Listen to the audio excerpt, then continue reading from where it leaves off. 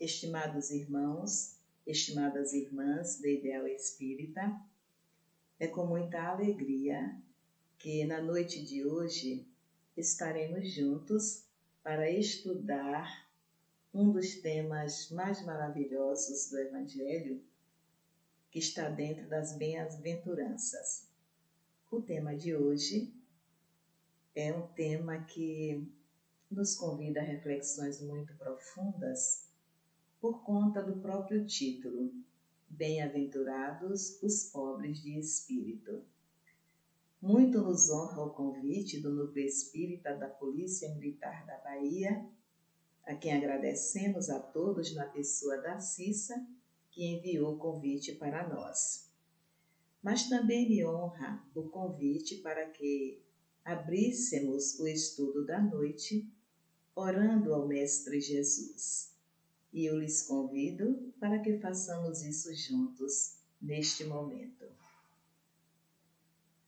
Senhor Jesus, Mestre de infinito amor e bondade, neste momento, Senhor, sentindo a vossa presença, nos envolvendo na sua luz, no seu amor maior, nós lhe rogamos que nos auxilie no discernimento do estudo desta noite, para que Ele possa em nós, Senhor, auxiliar nas nossas reflexões, ampliando em cada um o desejo sincero de tornar-se melhor, dia após dia, livrando-nos assim das nossas próprias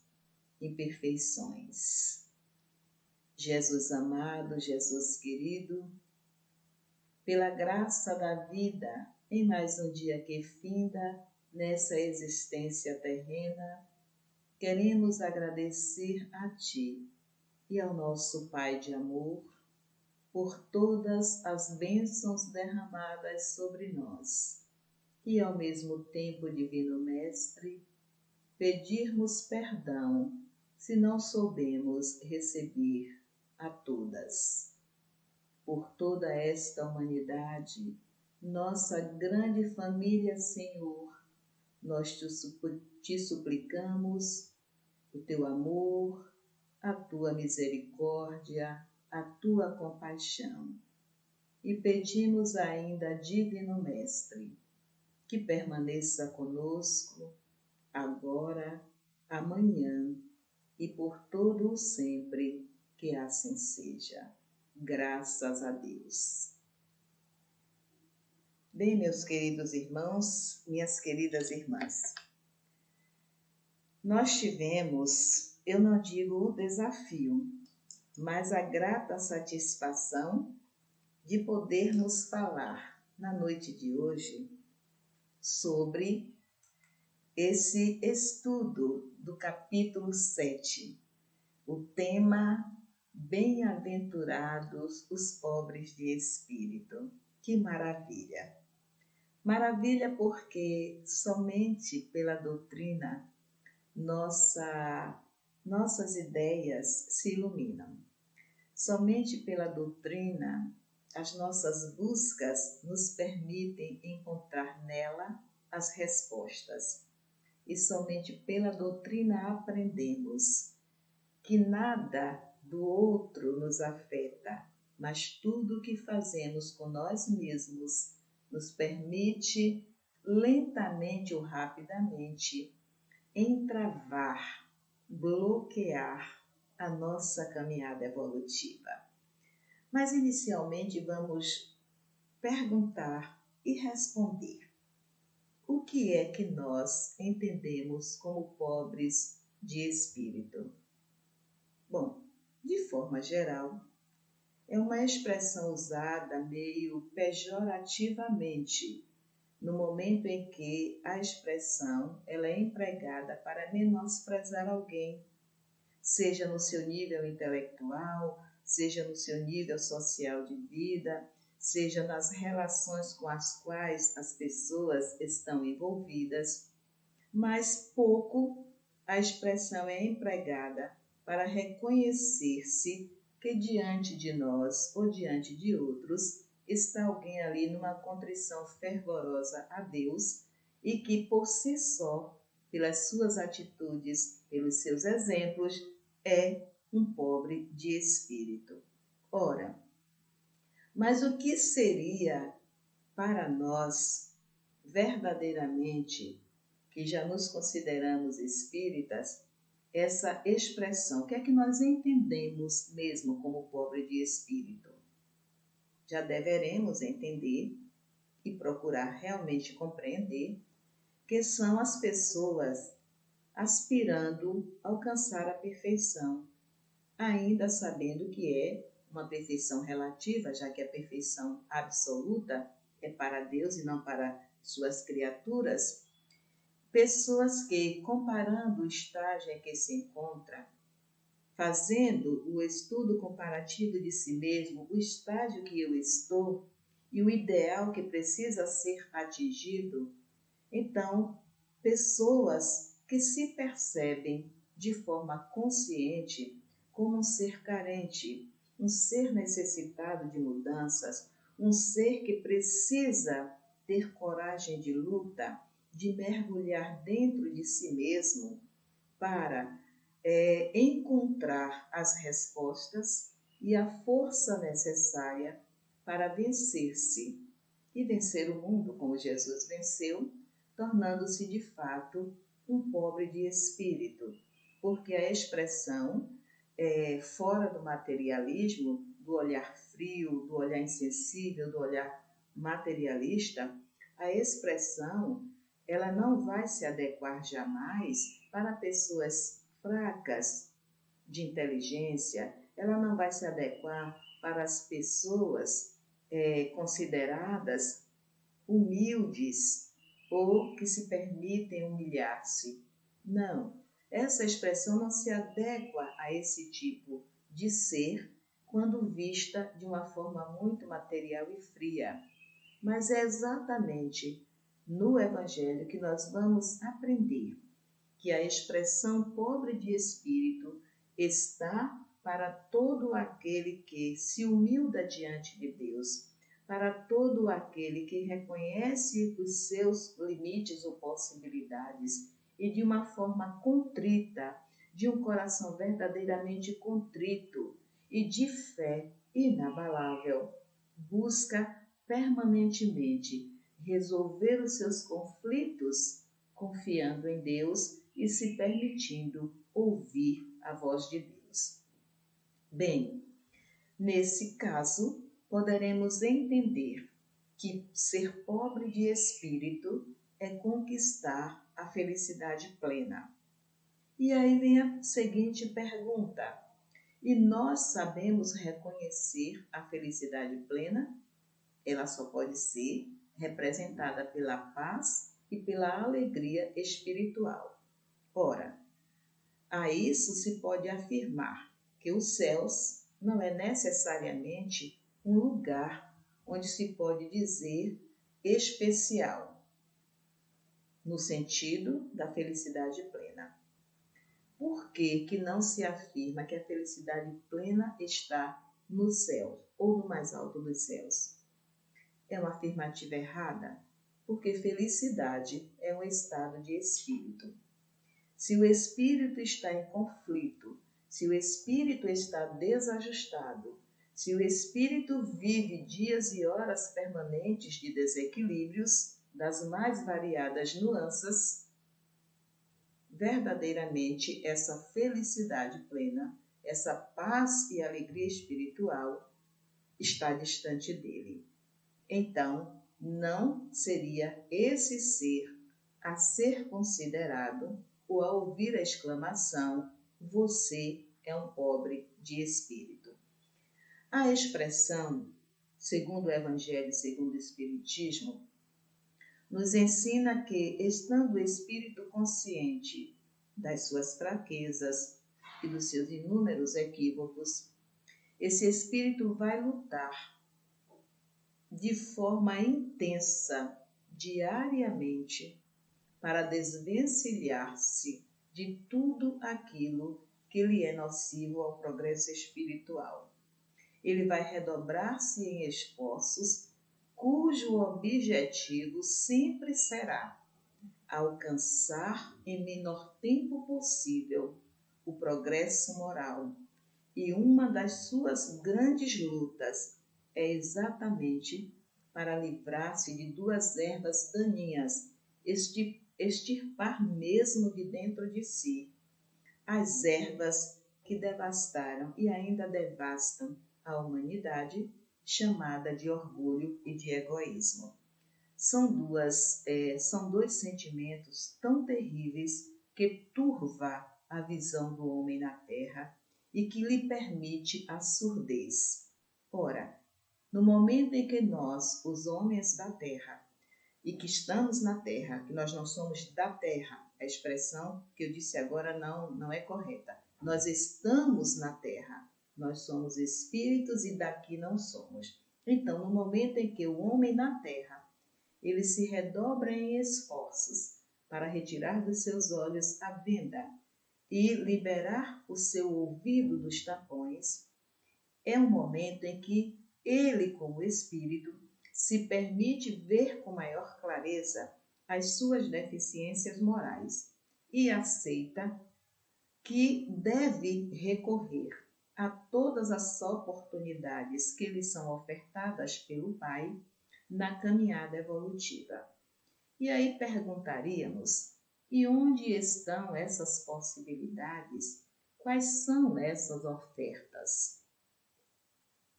O primeiro grupo social do homem é a família. Vasculhemos o nosso cotidiano de vida, uns com os outros, e no seio da família, ou mais distante da família mais próxima, encontraremos elementos favoráveis ao nosso trabalho de evolução moral, ao nosso esforço necessário para nos tornarmos melhores e sermos, um dia, mais breve possível, dependendo do nosso trabalho, o pobre de espírito. Saindo do ambiente do núcleo familiar, poderemos adentrar no ambiente de trabalho. Quantos elementos favoráveis nós temos como aprendizado para nos tornarmos melhores uns com os outros e alcançarmos a expressão de forma digna, de forma precisa e de forma real. Se a felicidade plena é um estado de espírito, esse estado de espírito precisa estar bem construído, equilibradamente, em qualquer ambiente em que nos encontremos, porque só estaremos onde elementos favoráveis ao nosso despertar ali também se fazem presentes, porque nenhuma reencarnação ela é desenhada ao seu planejamento de qualquer jeito. Só reencarnamos onde encontraremos os elementos favoráveis à nossa evolução espiritual. Isso está claro para nós no Evangelho. Isso está claro para nós nos grandes escritos em que espíritos de escola trazem a nós por meio das psicografias do Divaldo, do Chico e de tantos outros, da Sueli e de tantos outros irmãos. Partindo desse pensamento, nós vamos lembrar que costumamos falar uns para os outros que Deus é bondade, que Deus é amor, que Deus é misericórdia infinita, que Deus é inteligência suprema, que esse amor que Ele tem por nós é incondicional, etc. Sabe-se também que no meio de nós existem os homens cujas inteligências são notórias, mas é entre eles que também iremos encontrar aqueles que não se elevam até Deus, porque julgam-se superiores em inteligência e não aceitam que sobre suas cabeças possa pairar uma inteligência superior. A que se deve isso? Alguns, porque não receberam desde a mais tenra idade a orientação para aceitar a existência de Deus como grande arquiteto do universo, como criador de todas as existências. Outros, porque mesmo tendo toda a orientação necessária, estando no seu livre-arbítrio, que é o direito de escolha, opta por não aceitar essa inteligência superior. Seria então aí uma falha advinda do Espírito de verdade quando esteve entre nós, e o Espírito de verdade é Jesus? Não. Jesus nos ensinou tudo o que precisaríamos aprender. Ainda que no momento em que ele esteve com nós aqui na Terra, tenha nos falado muito por parábolas, e assim era necessário por conta do progresso de inteligência da época, com o passar dos séculos, com a própria humanidade se desenvolvendo, já sabemos que não. São homens que negam a Jesus por terem clareza de que, dotados de uma grande inteligência, eles fazem um autoconceito de si mesmos, considerando de tal forma que o divino não lhes é interessante. Aceitar a Deus, aceitar essa inteligência de tantas e tantas criações, lhes fere a alma doentia, lhes ferem no orgulho, lhes ferem na possibilidade de aceitar que todas essas criações não poderiam partir daquilo que eles consideram em si inteligência superior. Muito bem, nesse prisma nós vamos perceber que muitos se consideram, na verdade, divinos, e que é criação de Deus passa a ser aquelas criações indiferentes a eles. Mas isso não é um pensamento que deve ser generalizado, de hipótese alguma, até porque sabemos que entre nós muitos e muitos irmãos deram e deixaram como legado para nós os seus exemplos de pobreza de espírito, exemplos grandiosos, verdadeiras lições para todos nós.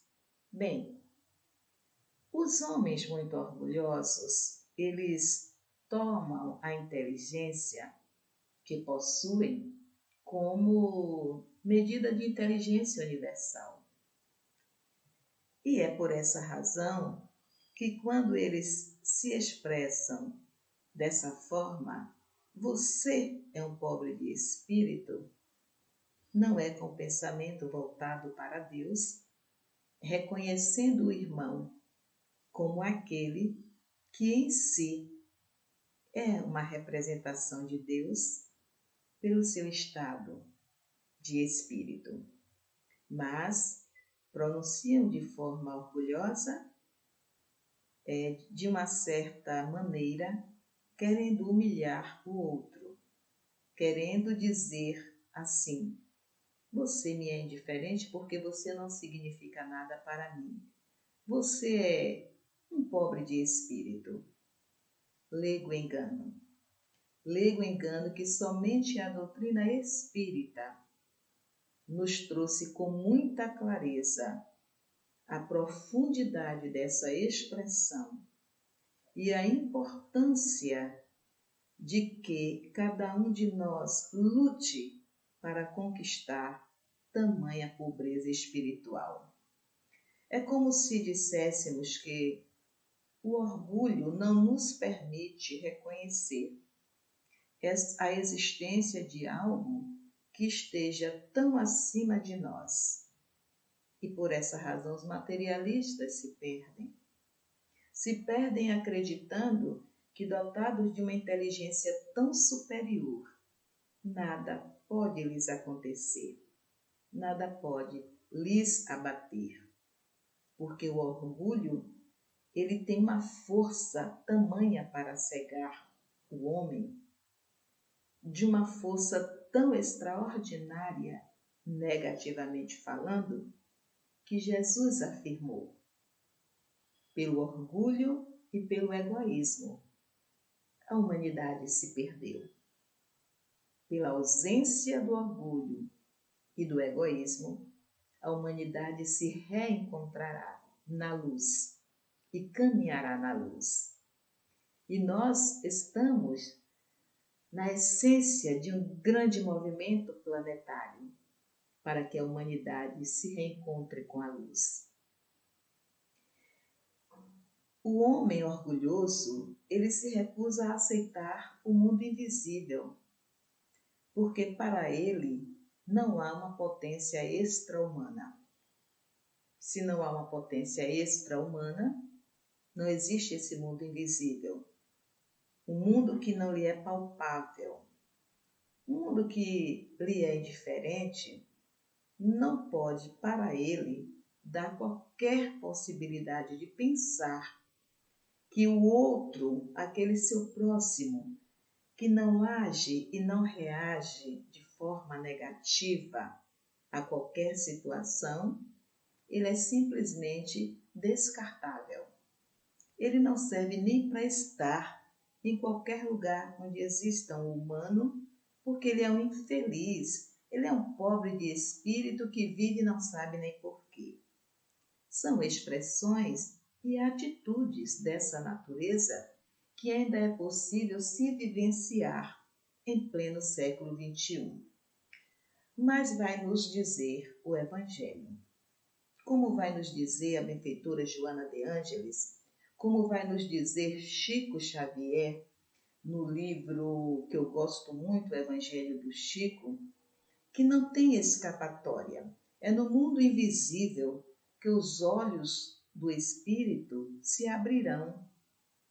E no momento em que esses olhos se abrem, esses espíritos se reconhecerão como errantes, como desequilibrados, como equivocados.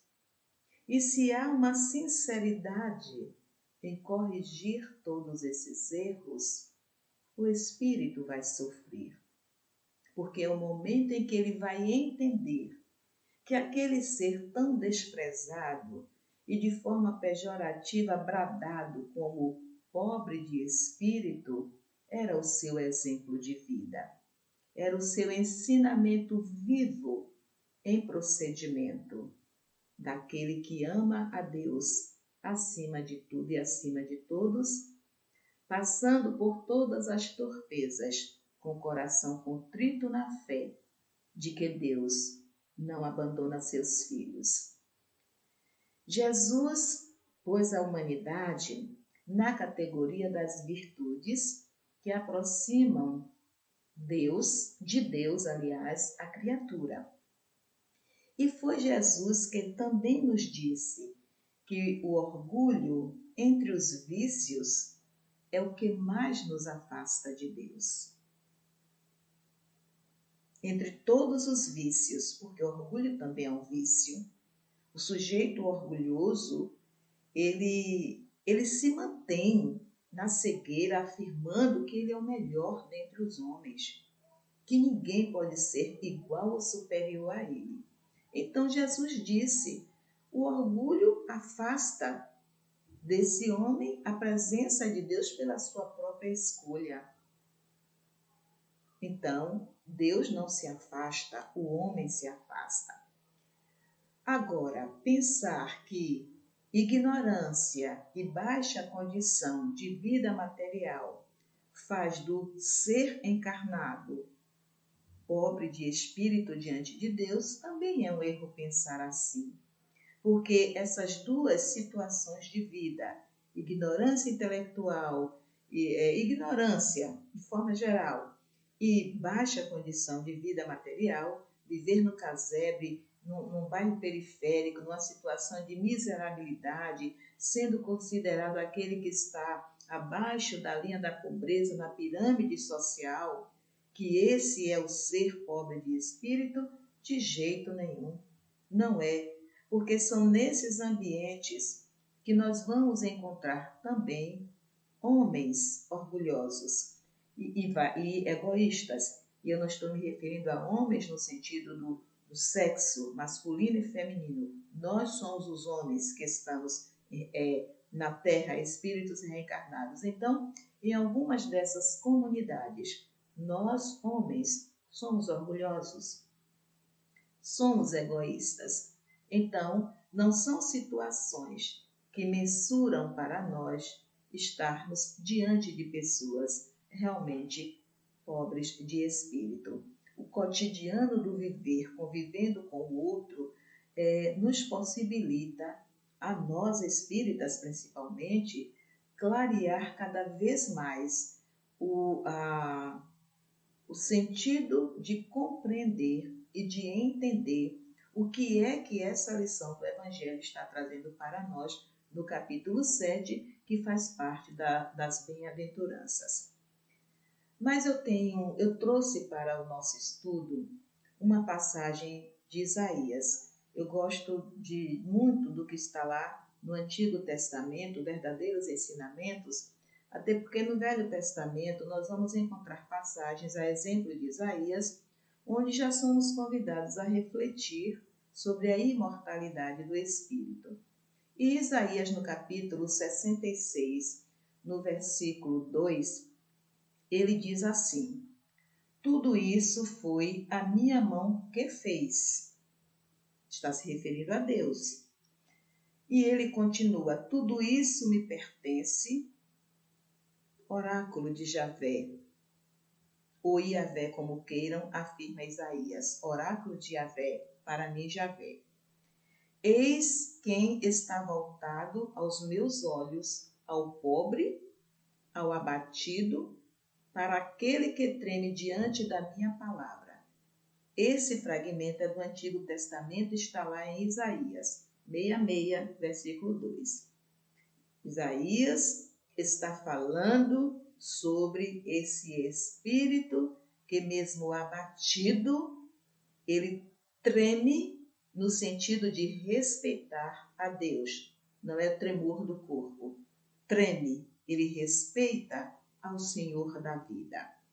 Mas também lá no capítulo 57, também de Isaías, no versículo 15, Isaías nos diz que, porque assim diz aquele que está nas alturas, novamente se referindo a Deus, em lugar de excelso, é o Deus das alturas, que habita a eternidade, cujo nome é santo, já nos remetindo à prece ensinada por Jesus. Pai nosso que está nos céus, santo é o seu nome.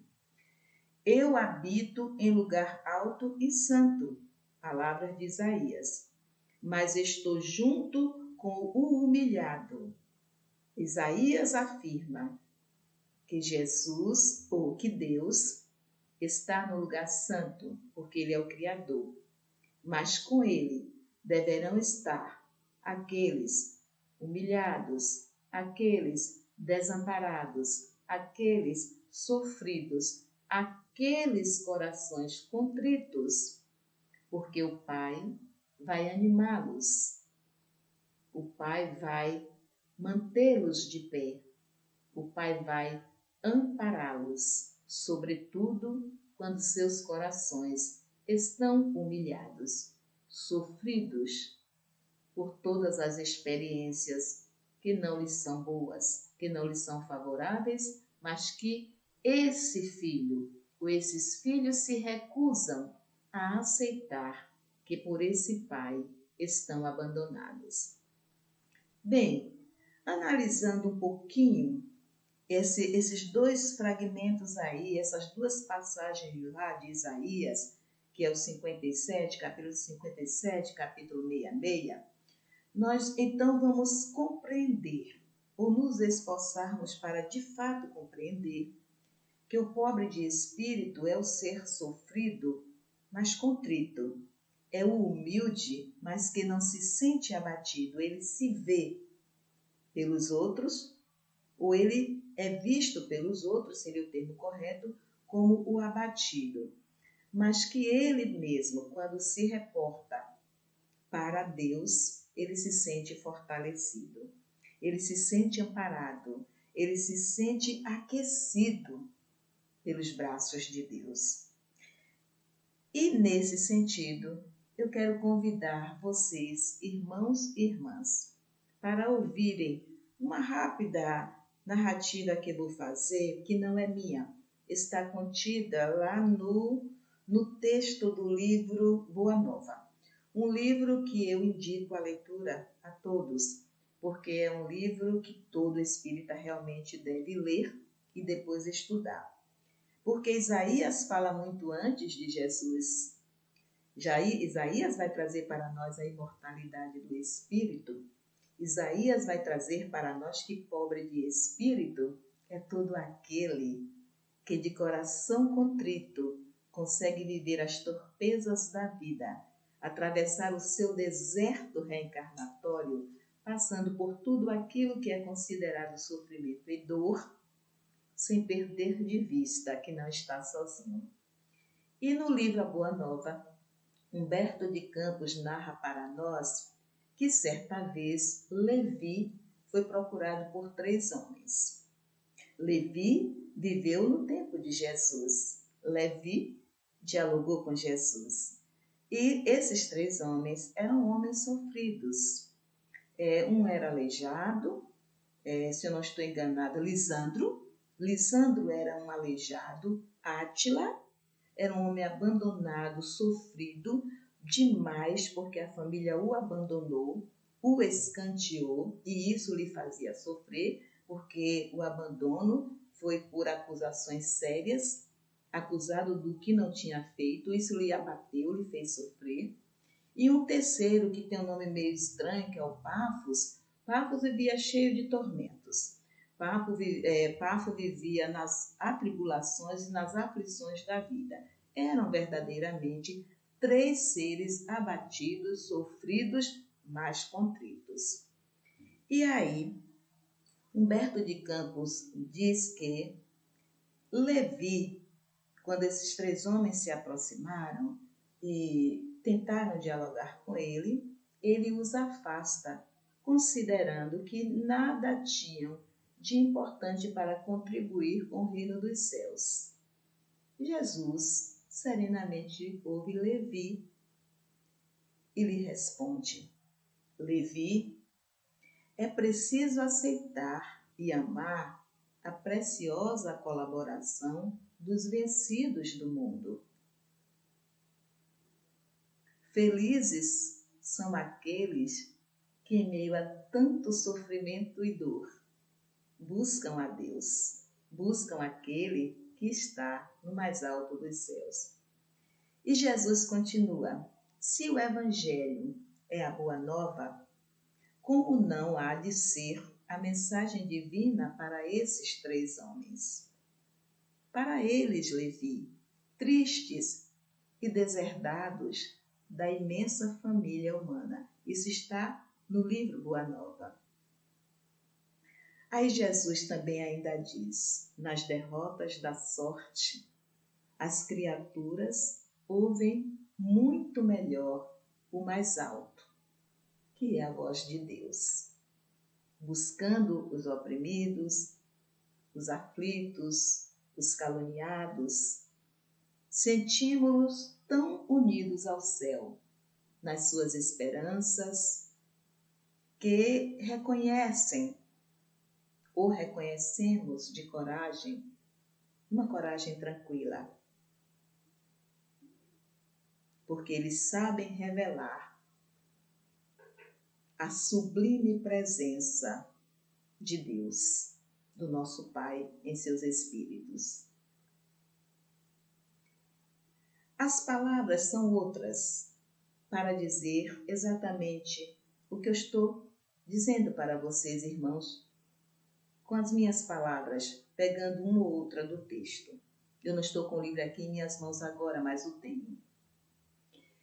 E aí, quando eu lembro dessa passagem de Levi com Jesus, eu até me emociono, porque vejo no presente pessoas que sofrem pouco, mas deserdadas da própria esperança e da fé.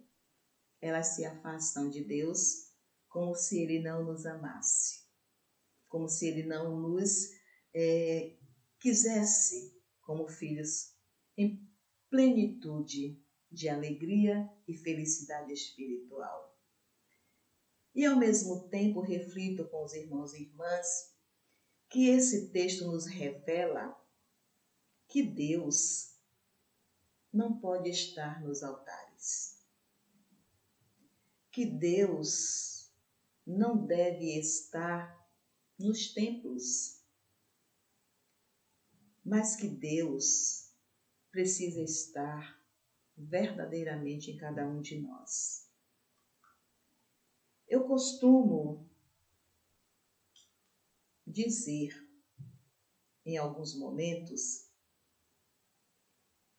que se Deus não habitar verdadeiramente o coração do homem, ele está na existência física para quê? O maior templo nosso precisa ser o nosso coração. Porque em Romanos, nós vamos encontrar lá em Romanos uma afirmativa bem reflexiva. O coração é a raiz do pensamento. Essa raiz, ela é a raiz do bem e é a raiz do mal. Essa mesma raiz é a raiz da vida e é a raiz da morte. Refletindo sobre essa passagem em Romanos, então, o que nos falta para trabalhar em nós as virtudes que nos promovem ao estágio, à vivência do ser pobre de espírito? Nos falta vontade. Nos falta coragem de luta. Nos falta o entendimento de que se não houver um esforço redobrado a cada amanhecer, essa conquista vai se tornando cada vez mais distanciada de nós. Nos falta compreender que o pobre de espírito, ele não tem a preocupação com o que ele pode amealhar na matéria.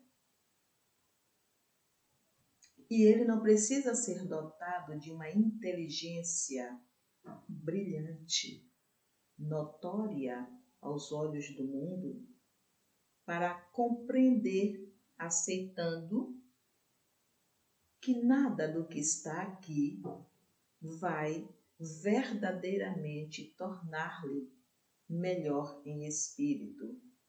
No entanto, é preciso também compreender de que tudo que está aqui, neste mundo, nos é importante para nos construirmos ou reconstruirmos em nós tudo aquilo que ainda trava esse nosso progresso moral. Não é o intelecto que faz de nós o pobre de espírito, mas é a nossa condição moral que nos eleva a Deus como pobre de espírito. Refletindo ainda um pouquinho mais sobre nós mesmos, porque o estudo é um convite à reflexão sobre nós mesmos. E mais uma vez agradeço a Cissa que me enviou o convite, porque a primeira coisa que um expositor tem em mente quando lhe chega o tema para o trabalho é de que ele é o maior beneficiado no estudo para expor aos outros. E aí eu me perguntei, queridos irmãos e irmãs, com 41 anos espírita, faço parte da primeira casa espírita de Ilhéus, com 99 anos iluminando vidas. Nesses 41 anos, o que de fato já construí para me tornar pobre de espírito? E nesse estudo, mais uma vez, eu encontrei a resposta. Fiz pouco, porque ainda sou orgulhosa. Fiz pouco, porque existem os momentos que eu me reconheço egoísta, pensando no outro depois de atender a mim mesma. Encontrei a resposta quando, me sentindo agredida em algumas situações, eu não soube silenciar a alma e elevar o pensamento a Deus de imediato. Quando fiz isso, já tinha elaborado péssimos pensamentos contra mim mesma. Encontrei resposta quando recordei alguns entes familiares cujos perfis não eram tão adequados ou não são à minha visão. E assim como eu, tantos outros irmãos e irmãs, se derem um mergulho dentro de si mesmos, se depararão com a resposta de que ainda não nos preparamos, não estamos devidamente preparados para recebermos o título de pobre de espírito. E aí nós vamos encontrar legados maravilhosos para nos fortalecermos na fé, na consciência de que esse poder de transformação já está em nós, porque nós somos centelha divina. E se nós somos uma centelha divina, nós temos força, nós temos o poder de transformação. Sair do mal para o bem, sair da escuridão para a luz. Mas onde ao entorno de mim eu tenho exemplos, eu posso mirar esses exemplos e promover em mim todo esse melhoramento necessário. Salvador teve o privilégio, os moradores, os habitantes de Salvador, os nativos, os chegantes, os ficantes, que tiveram a oportunidade de conhecer Dulce Maria. Irmã Dulce, hoje Santa Dulce dos pobres. Dulce foi o exemplo vivo do que é ser pobre de espírito, porque se alguém cuspir na minha mão hoje, mesmo espírita, eu não posso lhes afirmar com a sinceridade da minha alma que eu reagirei como Dulce, limpando a mão e entregando a outra e dizendo: essa mão foi para mim, a outra é para os pobres, é para a caridade. Percebem? Como Dulce era cristã católica, como espírita, eu me pergunto e se perguntem, se eu, adulta, tiver algumas experiências, vivenciar em mim mesma algumas experiências vivenciadas por Francisco Cândido Xavier, terei a serenidade que ele teve para enfrentar a tudo e a todos e retornar à pátria espiritual com glória, um grande exemplo do que é ser pobre de espírito. Teria as mesmas atitudes reacionárias para o bem de Teresa de Calcutá e de Valdo Pereira Franco. Por quantas vezes foi humilhado? Por quantas vezes desrespeitado? Mantendo-se naquela linha de contrição, de serenidade na alma, de compromisso consigo mesmo e com Deus? porque será sempre entre mim e Deus, será sempre entre cada um de vocês e Deus. Então, queridos irmãos e irmãs, eu não tenho como finalizar o estudo da noite sem lhes dizer que não é um convite qualquer. O Sermão da Montanha, as bem-aventuranças, são convites de luz que se derrama sobre cada um de nós.